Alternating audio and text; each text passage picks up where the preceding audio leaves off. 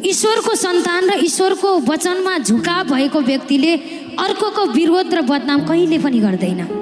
त्यो त शैतानको आत्माले मात्र, फेरि शैतानलाई ईश्वरको सन्तान मनै पर्दैन, ईश्वरको आत्मा मनै पर्दैन। त्यसकारण उसले विरोध गर्छ, नराम्रो भन्छ। तर त्यो नराम्रो हामीलाई होइन। हामी अहिले शान्त रहन्छौँ। कतिले भन्नुहुन्छ जवाफ किन दिनु भएन, किन जवाफ दिनु भएन, सबैले दोष रहेछ र पो जवाफ दिनु भएन भन्नुहुन्छ। म्याम हजुर, सर हजुर जवाफ दिनुहोस् भन्नुहुन्छ। हामीले जवाफ दियो भने यति हुन्छ, ईश्वरले जवाफ दिनुहुन्छ नि जब पुरा सारा जगत काय पलट बदलिन्छ।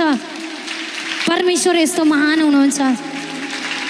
हामीले दिएको जवाब होला आफू राम्रो बन्नलाई बोले भन्ने पनि होला, तर परमेश्वर तपाईँ त सामर्थ्य हुनुहुन्छ नि, तपाईले बोलेका कुरा त सत्य हो नि। ईश्वर म त हमेसा तपाईँको वचनै बोल्छु, तपाईँको वचन आज राम्रो लागेन भनेपछि पिता यो हामीलाई होइन, यो हजुरलाई हो, ईश्वरलाई चढाएका छौँ।